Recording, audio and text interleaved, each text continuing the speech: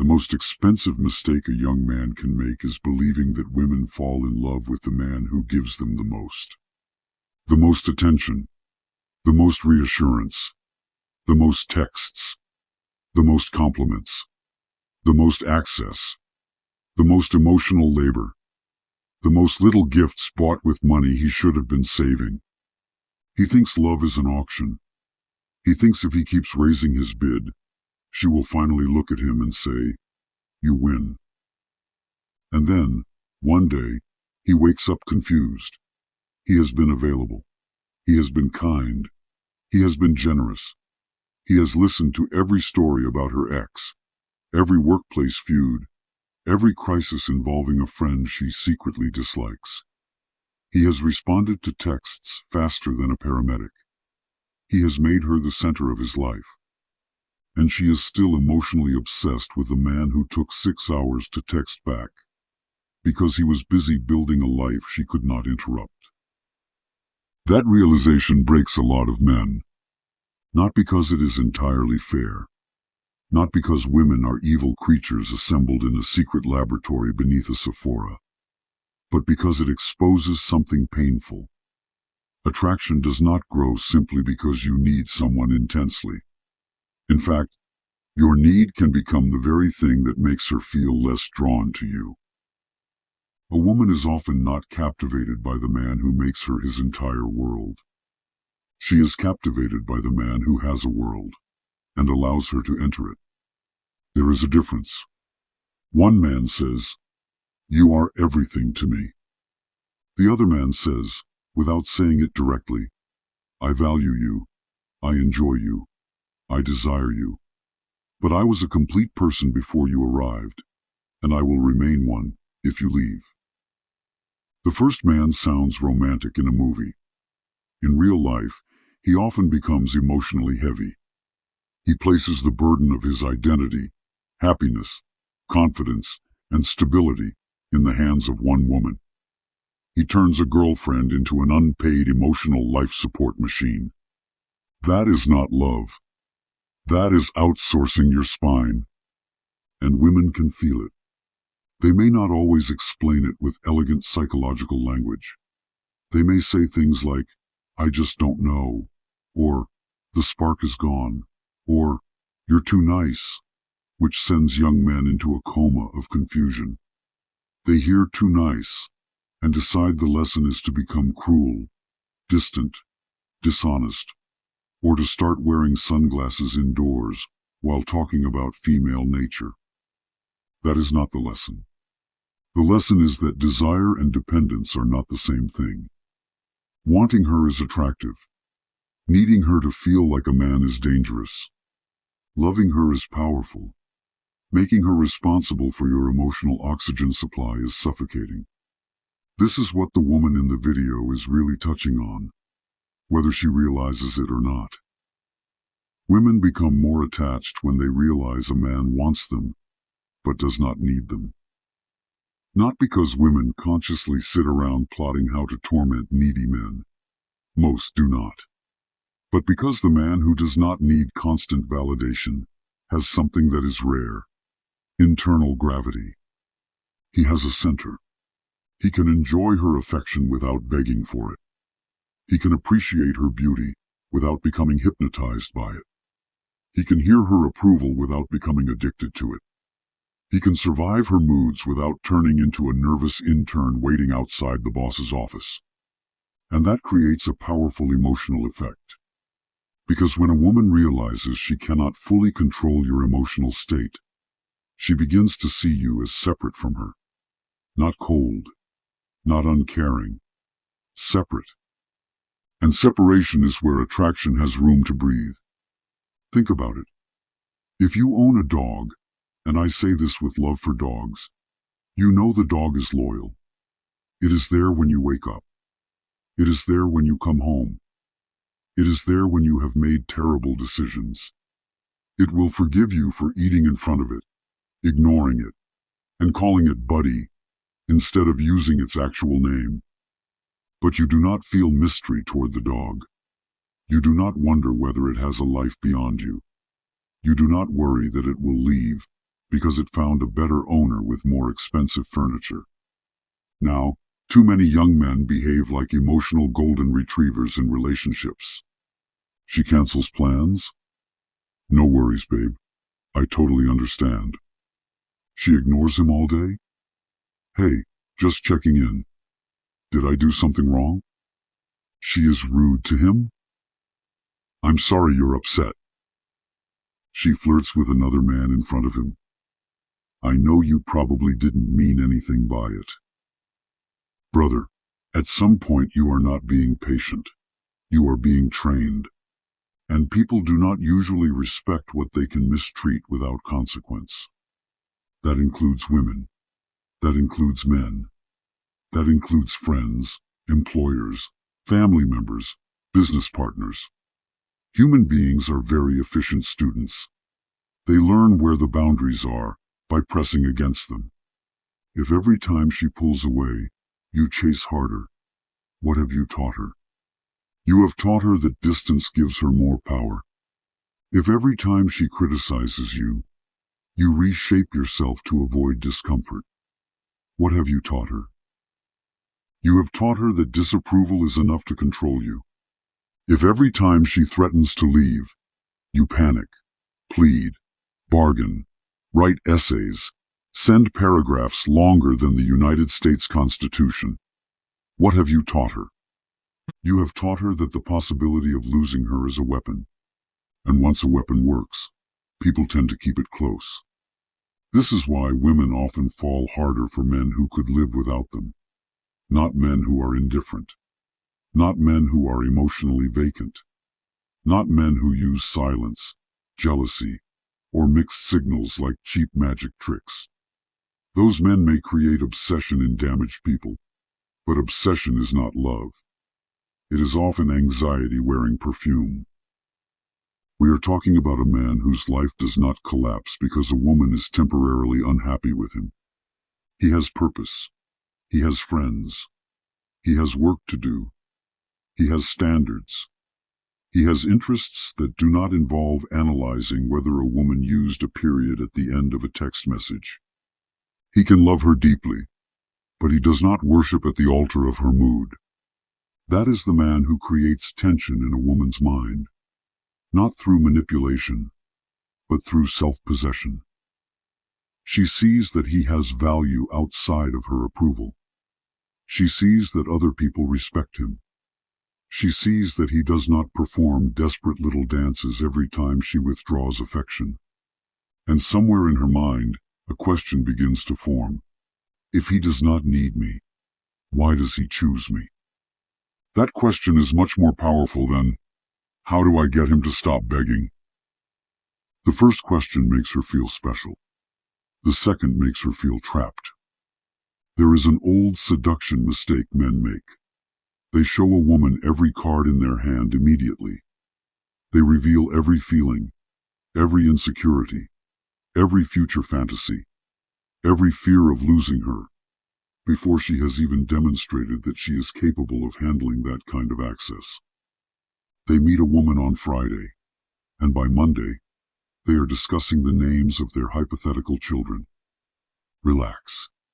You do not need to become a mysterious statue who answers every question with, perhaps. That is not seductive. That is how you get diagnosed with something. But you need to let a relationship unfold at the speed of truth, not at the speed of your loneliness. A woman needs time to see who you are under pressure. You need time to see who she is under pressure. Attraction without observation is merely intoxication. It feels magnificent until you wake up in a relationship with someone who thinks communication means reading your private messages while you shower. The man who needs validation rushes the process. He is so hungry to be chosen that he chooses first. He gives the title, the loyalty, the sacrifice, the emotional investment, before she has earned any of it. He does not date her. He hires her as his emotional manager. Then he becomes shocked when she starts acting like the position came with authority. Let me give you an example. Imagine two men dating the same type of woman. Let us call her Maya. Maya is charming, beautiful, intelligent, and accustomed to attention. Her phone receives more male interest before breakfast than most men receive in a calendar year. The first man, Daniel, is immediately overwhelmed by her. He starts planning his life around her availability. If she says she is free on Thursday, he clears Thursday. If she is busy Saturday, he stays home, just in case she changes her mind. He compliments her constantly, because he wants her to know how special she is. He asks if she is mad, whenever her tone changes by 2 degrees. Maya does not even have to be malicious. She simply begins to feel the imbalance. Daniel is not meeting her as a man with a life. He is orbiting her. At first it can feel flattering. Attention is pleasant. Being desired is pleasant. But eventually, the dynamic becomes predictable. Daniel is always there. Daniel always agrees. Daniel always returns. Daniel's emotional state is visible on his face like a stock market ticker. Maya begins to feel that she has him. And when people feel that they fully possess something, their imagination often stops working. Now imagine the second man. Call him Marcus. Marcus likes Maya. He makes that clear. He asks her out. He follows through. He is warm in person. He notices details. He does not play childish games. But Marcus also has a life. When Maya wants to see him, he is not always free. Not because he is pretending to be busy, but because he is busy. He has commitments. He trains. He works. He sees friends. He has ambitions that were alive before Maya entered the picture. When she tests him with a little coldness, he does not collapse. He does not punish her either. He simply remains calm. If she is disrespectful, he addresses it. If the behavior repeats, he leaves. No explosion. No endless negotiations. No emotional hostage video recorded on FaceTime at 2 in the morning. Maya begins to notice something unnerving. She cannot pull him with a string. She cannot make him jealous just by mentioning another man. She cannot make him desperate simply by responding slower. She cannot use a little affection to make him abandon his standards. He likes her, but he is not starving. That is the moment many women become more interested. Not because he is rude, not because he has tricked her, but because he has demonstrated the one quality that desperate men never seem to understand. He has options within himself. And before you say, "So I should pretend I do not care," understand this carefully. Pretending not to care is still caring. It is just caring in a cheap disguise. The man who deliberately waits 3 days to reply while staring at his phone every 7 minutes is not detached. He is a hostage performing detachment. He is running a psychological operation against a woman while losing a psychological war against himself. Women can often sense this. Maybe not instantly, maybe not perfectly, but eventually. Forced indifference has a strange smell. It is the scent of a man trying to manufacture value instead of building it. Real independence cannot be performed for long. It must be built. You build it by having a life that is worth protecting. You build it by becoming competent at something. You build it by having friends who knew you before the relationship. You build it by being able to sit alone without feeling like you have been abandoned by civilization. You build it by refusing to make a woman's fluctuating attention the scoreboard of your worth. The reason women become attached when a man stops needing their validation is simple. He becomes harder to emotionally purchase. Validation is currency. A lot of people use it to buy influence over others. I'm proud of you. You're different from other guys. You're the only man I can trust. You make me feel so safe. These can be genuine words. They can be beautiful words. But they can also become bait if you are starving for them. A man who has never felt respected will surrender almost anything for a woman who makes him feel like a king for 2 weeks. He will ignore red flags that could be seen from space. He will excuse disrespect. He will hand over his time, money, friendships, and dignity because she gave him the emotional drug he had been denied elsewhere. Then, once she knows he needs that drug, she can control the dosage. One day she praises him. The next day she withdraws. Then she criticizes. Then she gives him just enough affection to keep him chasing. It is not always planned. Sometimes it is simply the rhythm of an insecure person. But the effect is the same. The needy man becomes easier to manage. A man who values himself is not immune to praise. He enjoys it. He receives it. But he does not become a servant because of it. He hears, "You're amazing," and he says, "Thank you." He does not hear, "You're amazing," and immediately sign over the deed to his house. That is the distinction. And this brings us to the moment a woman realizes she does not control you. It is not usually some dramatic speech. It is rarely you pounding your chest and announcing, "You cannot control me, woman." That is not strength. That is a man auditioning for a podcast clip. The moment happens quietly. It happens when she tries to provoke jealousy, and you do not bite. It happens when she pulls back to see whether you will chase, and you give her space without becoming cold or frantic.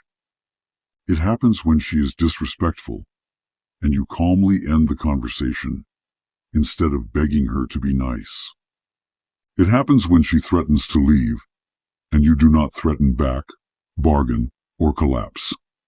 You simply say, "I do not want that, but I will not hold someone hostage who wants to go."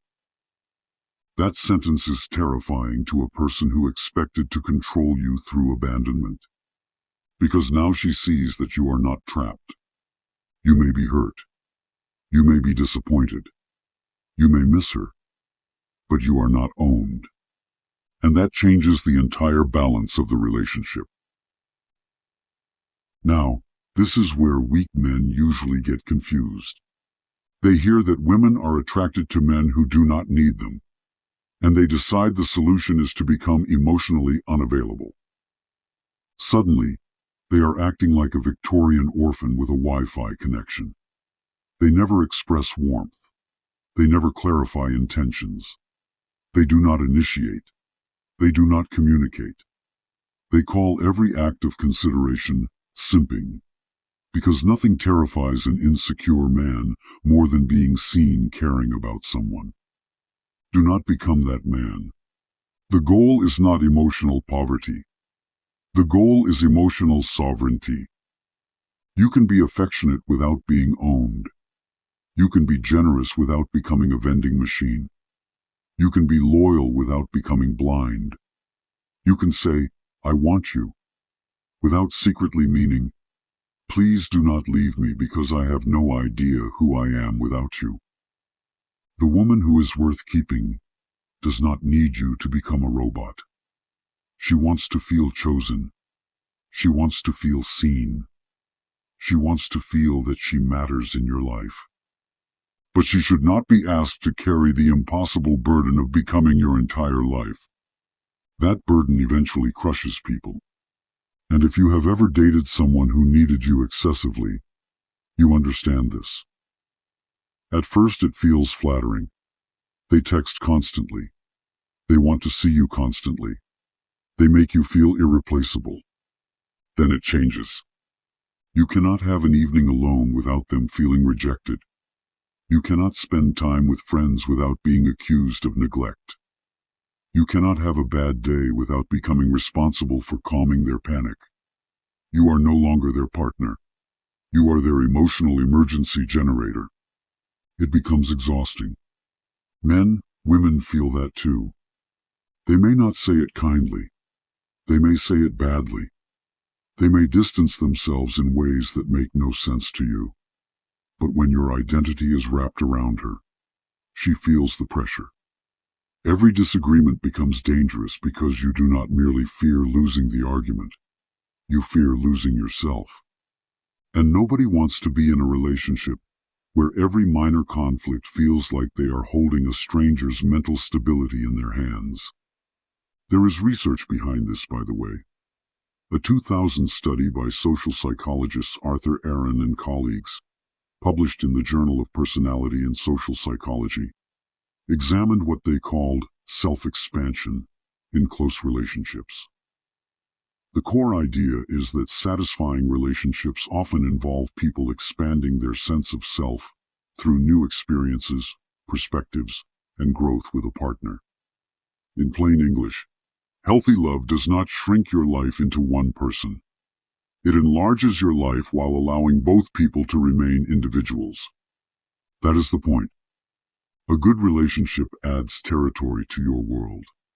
It does not burn down every other part of the map. So when you become a man with direction, a woman can join your life and feel that her presence matters. But she does not have to become your entire source of identity. She is not a replacement for purpose. She is not a replacement for friendship. She is not a replacement for ambition. She is not a replacement for self-respect. She is a woman you love, not the deity you sacrifice yourself to every morning. And if that sounds harsh, good. Some men need harshness because they have been trained by movies, music, and social media to romanticize self-erasure. They see a man giving up everything for a woman and call it devotion. Sometimes it is devotion. Sometimes it is a slow-motion disaster with good lighting. There is a reason many men become unrecognizable inside relationships. Their clothing changes, their friend group disappears, their hobbies die, their standards evaporate, and their opinions become strangely synchronized with whoever they are dating. Ask the man what happened, and he will say, "I just want to make her happy." Of course you do. But happiness that requires your disappearance is not a relationship. It is a quiet annexation. And women can become attached when they realize you cannot be annexed. Again, not because they are plotting conquest, but because a man who maintains his identity communicates a powerful message. I am here by choice. Choice is intoxicating. When you need her, she may wonder whether you love her or simply fear being alone. When you choose her while having the ability to walk away, she has a clearer answer. You are not there because you are desperate. You are there because you see something valuable in her. That makes your affection more meaningful. Imagine a woman who has two men interested in her. The first is constantly telling her how lucky he is. He tells her she is out of his league. He makes every conversation about how beautiful she is. He agrees with everything she says, even when she says something absurd like, "I think all men should pay for my vacations because feminine energy." He nods like he has just heard the Gettysburg Address. The second man is respectful, attracted, and clear. But when she says something ridiculous, he does not become hostile. He simply disagrees. He has a point of view. He has a life that does not require her permission. He does not need to tear her down to feel strong, but he does not elevate her onto a throne either. Which man will she respect more over time? The first may get temporary approval. He may get called sweet. He may get access when she is bored, lonely, or needs someone to listen to her complain about the man she actually wants. But respect? Respect is difficult when you can feel that someone would betray himself to keep you around. The second man creates a different feeling. He is not trying to overpower her. He is not trying to win every conversation. He is not playing dominance theater. But he is not moldable. That is important. People are curious about what they cannot immediately reshape. The overly agreeable man has no edges. You push him, and he moves. You criticize him, and he changes. You withdraw, and he chases. You praise him, and he obeys. A person like that may be convenient, but convenience is not always compelling. The man with standards has edges, not unnecessary aggression, not arrogance, not cruelty. Standards. He can say no. And no is one of the most attractive words a man can learn to say, because it proves that his yes has value. A yes from a man who says yes to everything is worthless. It is not devotion. It is reflex. If you want to know whether a woman is attracted to you or merely enjoying your availability, pay attention to what happens when you stop overextending yourself. Not when you punish her. Not when you disappear to manipulate her. Not when you create jealousy on purpose like a teenager with a burner account. Simply stop doing what is excessive. Stop initiating every conversation. Stop rearranging your entire week for plans she keeps changing. Stop buying affection. Stop explaining yourself to death. Stop flooding her with reassurance when she has done nothing to earn it. Then watch. Does she begin to invest? Does she ask questions? Does she make an effort? Does she meet you halfway? Or does she become irritated because the faucet of attention has slowed down? That tells you something. A woman who genuinely values you will notice your absence because she values your presence. A woman who only values the benefits you provide will notice your absence because the service has been interrupted. There is a difference between missing you and missing access to you. Young men fail to see this because they confuse attention with affection. A woman can text you all day and not respect you. A woman can sleep with you and not see a future with you. A woman can call you whenever she is upset and still have no intention of choosing you.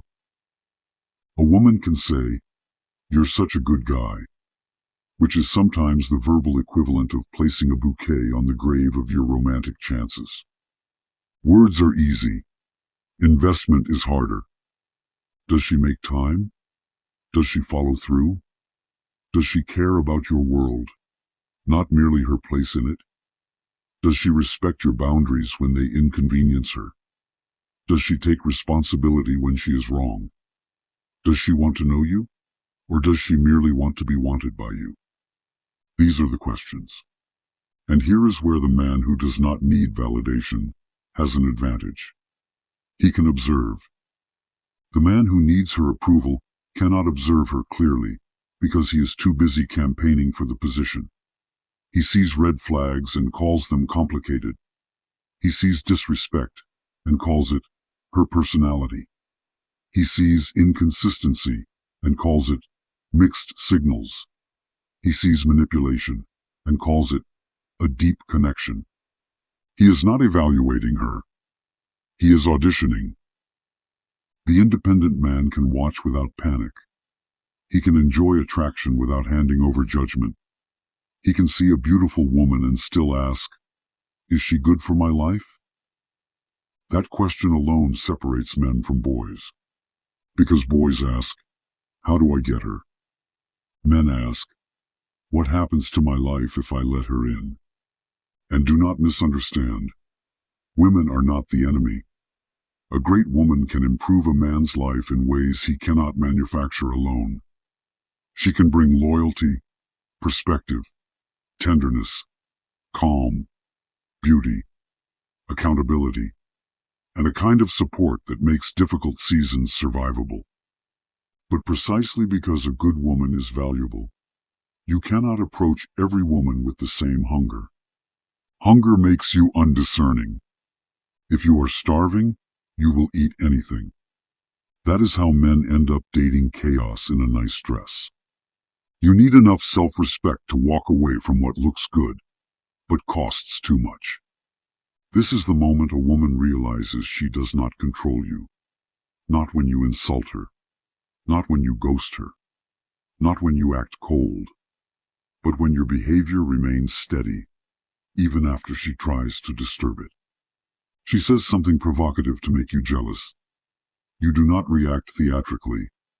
She suddenly becomes distant. You do not chase and demand a courtroom explanation. She tests a boundary. You state it once, clearly. She crosses it again. You act. That last piece is where most men fail. They state standards they have no intention of enforcing. I will not tolerate disrespect. Then she disrespects him. I mean it. I really will not tolerate it. Then she does it again. I'm serious this time. At that point, even the furniture has stopped respecting you. A boundary without action is merely a suggestion written by a frightened man. And a woman knows this. People always know when your standards are real. They can feel the difference between a man who is trying to sound strong and a man who simply has a line. The man with a line does not need to announce it constantly. He just does not remain where he is repeatedly diminished. That can make a woman more attached if she genuinely values you, because she sees that your relationship is not built on desperation. It is built on mutual choice. But it can also make the wrong woman leave. Good. Let her. The wrong woman leaving is not always a tragedy. Sometimes it is an expensive lesson deciding to remove itself before it gets more expensive. If you want coaching on building real boundaries, choosing better relationships, and becoming a man who does not need to perform desperation for affection, the link is in the description. This is not about becoming a pimp, pretending to be one, or treating women like targets in some ridiculous bedroom warfare manual. That life is not the point.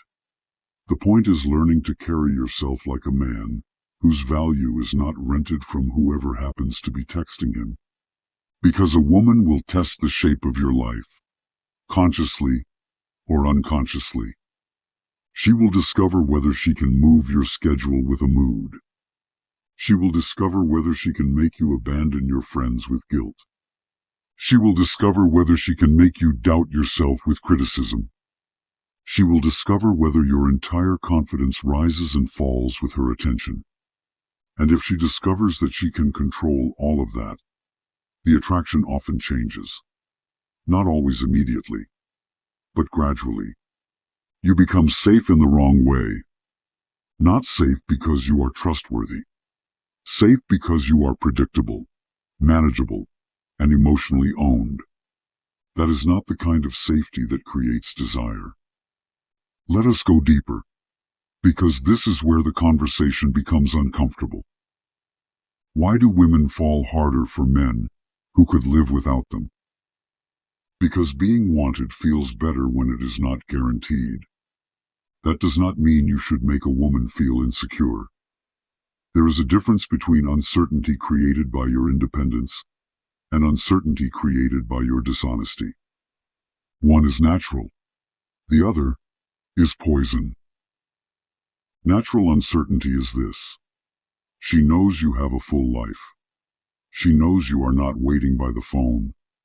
She knows you have standards, and that you would leave a relationship that became disrespectful or destructive.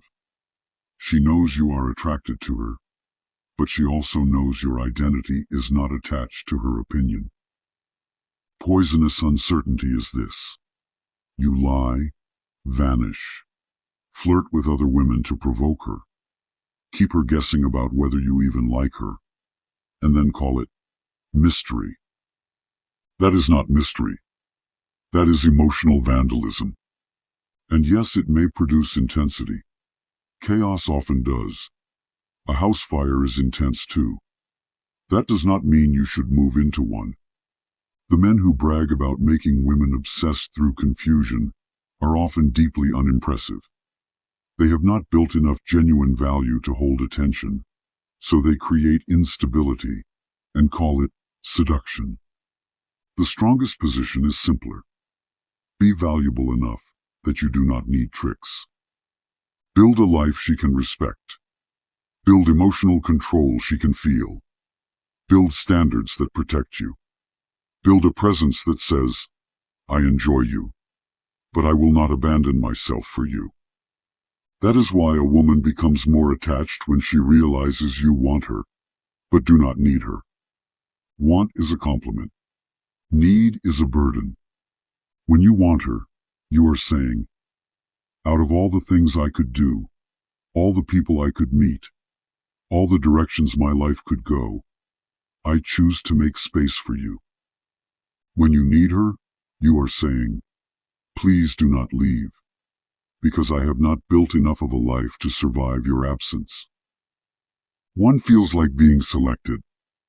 The other feels like being assigned a job. And many men are shocked when a woman begins to resent the job.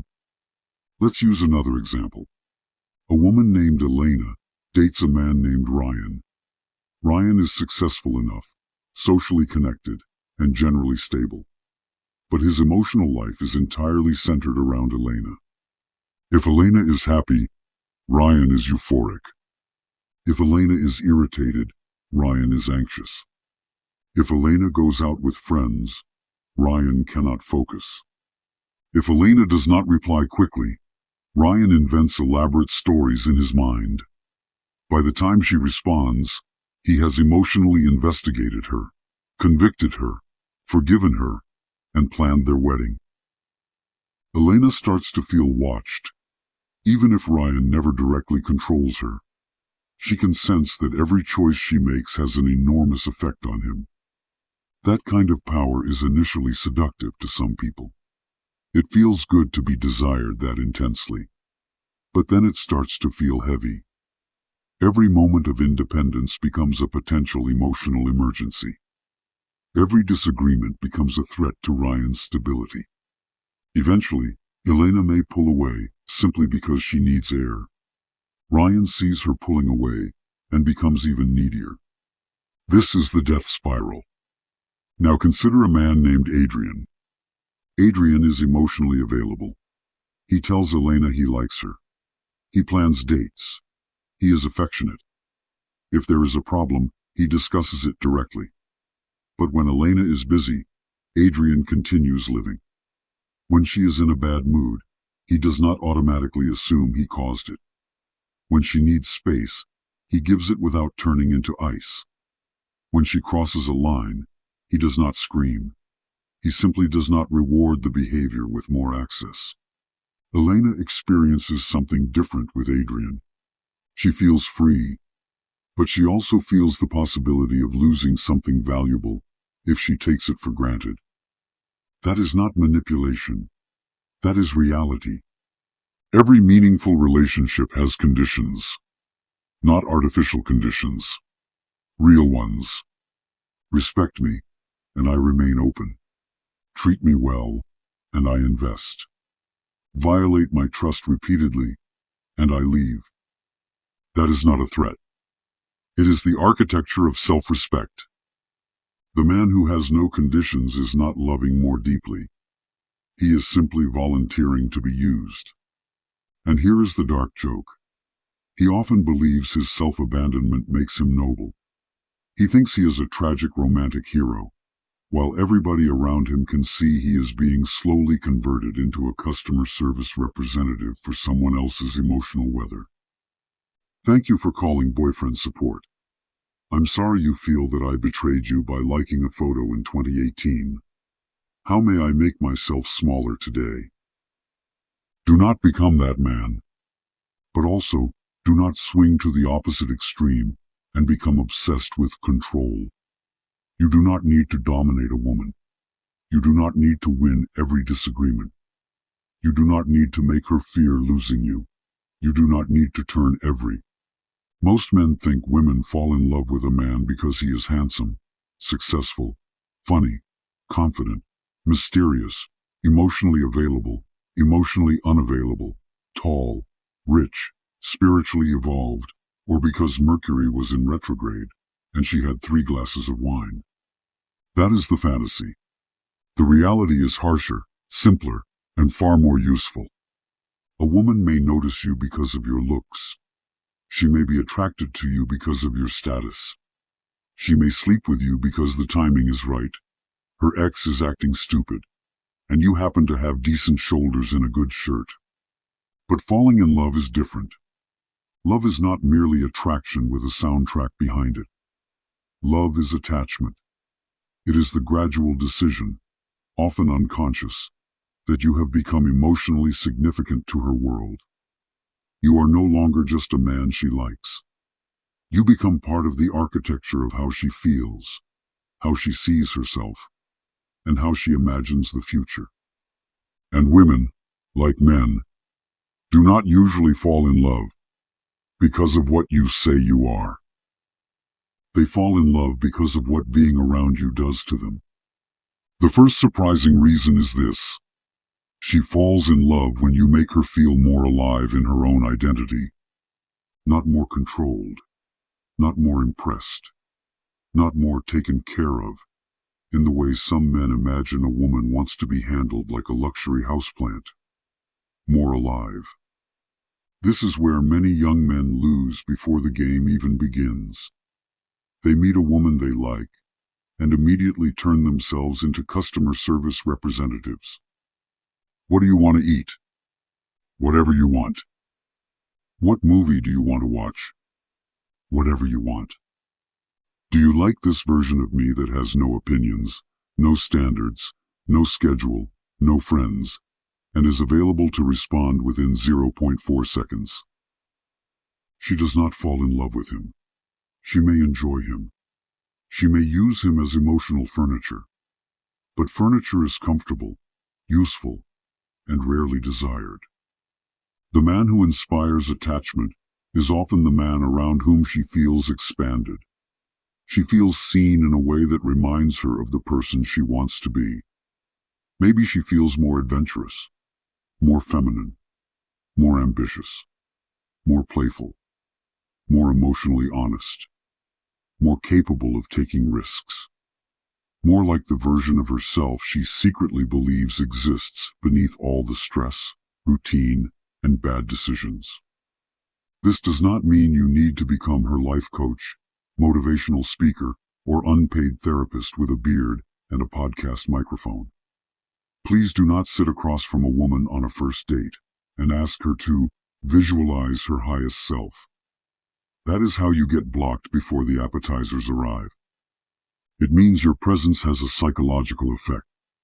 You have a life. You have movement. You have standards. You invite rather than beg. You challenge without humiliating. You notice what is unique about her, without putting her on a pedestal made of your own desperation. A woman will remember the man who made her feel attractive, but she will become attached to the man who made her feel interesting. There is a difference. Every attractive woman has heard she is beautiful. Some have heard it so often that compliments bounce off them like Nerf darts. Tell her she is gorgeous, and she may appreciate it. Tell her you notice the strange way she becomes more animated when she talks about a subject she cares about. And you have done something rarer. You have paid attention. Attention, when it is genuine, is powerful. But it must not become worship. The worshipper says, "You are perfect." The observant man says, "You pretend not to care what people think, but you light up when someone recognizes your work." One makes her feel flattered. The other makes her feel known. And being known is dangerous. That is where attachment begins. Research on the Michelangelo phenomenon, discussed by psychologist Stephen Drigotas and colleagues, suggests that close partners can help one another move toward their ideal selves through affirmation and support. In plain language, people often bond more deeply with partners who help them become who they genuinely aspire to be, not by controlling or remaking them, but by supporting their growth. That is the distinction most men miss. You cannot manufacture love by trying to improve a woman like she is a renovation project. But you can become associated with her feeling stronger, clearer, and more herself. The weak man hears this and thinks, Great, I'll become supportive of everything she does. No, that is not support. That is surrender with a smile. A woman does not respect a man who applauds every choice, including the ones clearly destroying her. If she is cruel, dishonest, reckless, or addicted to chaos, you do not prove love by calling it just her personality. You prove that you have no spine. The man she can admire is not the man who approves of everything. He is the man whose approval actually means something, because he has judgment.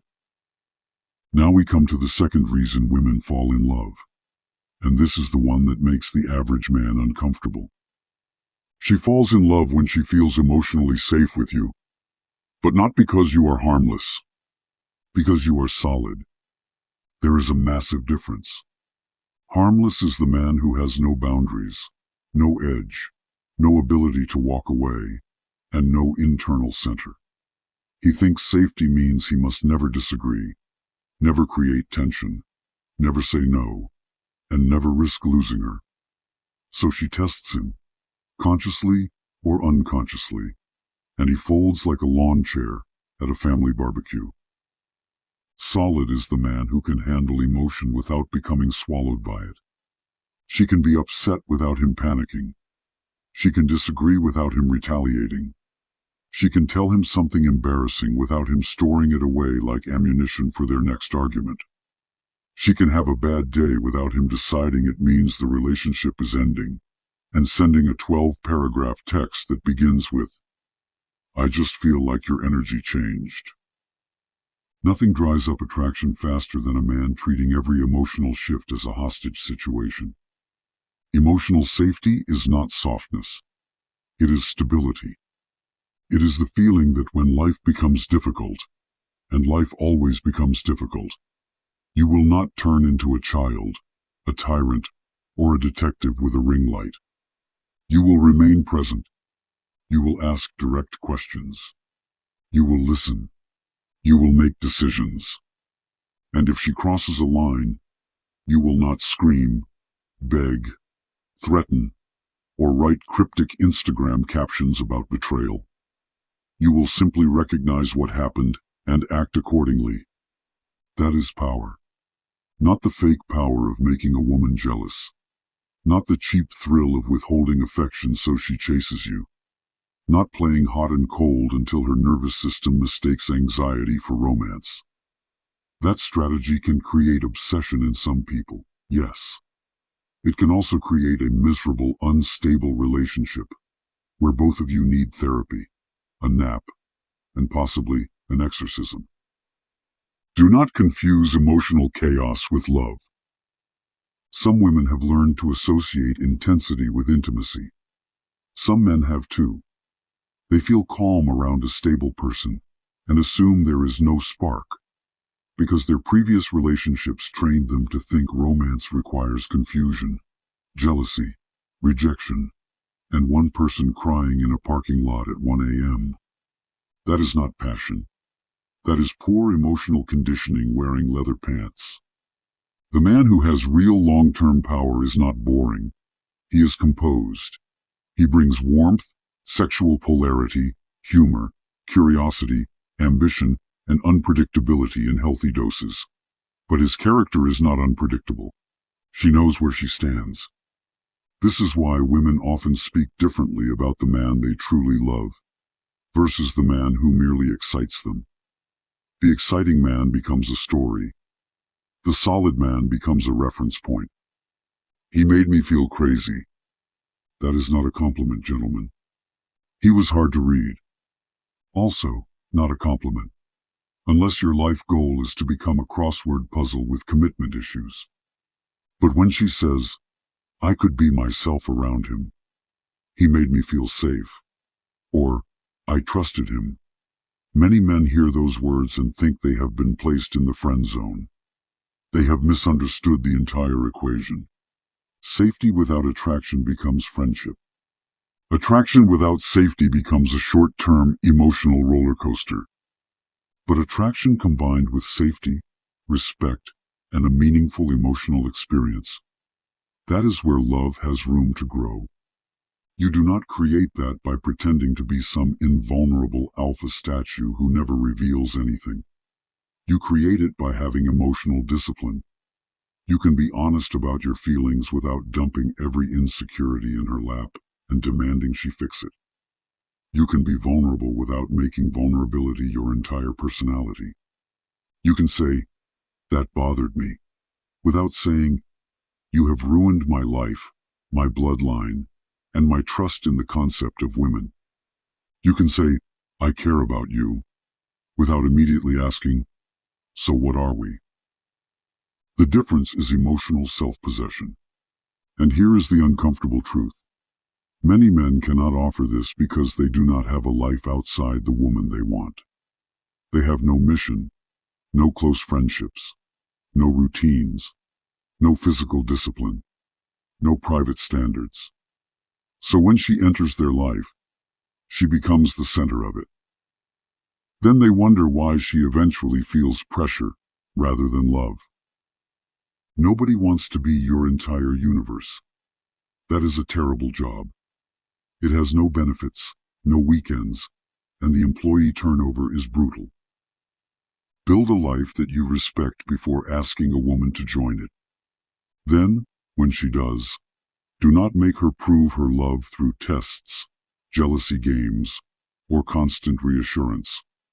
Watch whether her actions show investment. Watch whether she respects your boundaries. Watch whether she brings peace or permanent confusion. The woman who falls in love with you for the right reasons will not need you to abandon yourself to keep her. She will become more connected because you have not abandoned yourself. Your homework is simple, and it may sting a little. Think about the last woman you became deeply attached to. When you were around her, did you become more grounded, more purposeful, and more like yourself? Or did you become a nervous, unpaid intern in the corporation of her attention? Then ask the harder question. When women are around you, what version of themselves do they become? Do they feel seen, challenged, safe, and free to be honest? Or do they feel like they must manage your insecurity, guess your mood, and reassure you every time another man walks past with functioning legs? Do not answer with fantasies. Answer with patterns. Because the man who understands why attachment forms does not need gimmicks. He becomes the kind of man whose presence is difficult to replace. Subscribe if you like the video, and comment below. Which matters more for real love? Making a woman feel more like herself, or making her feel emotionally safe with you?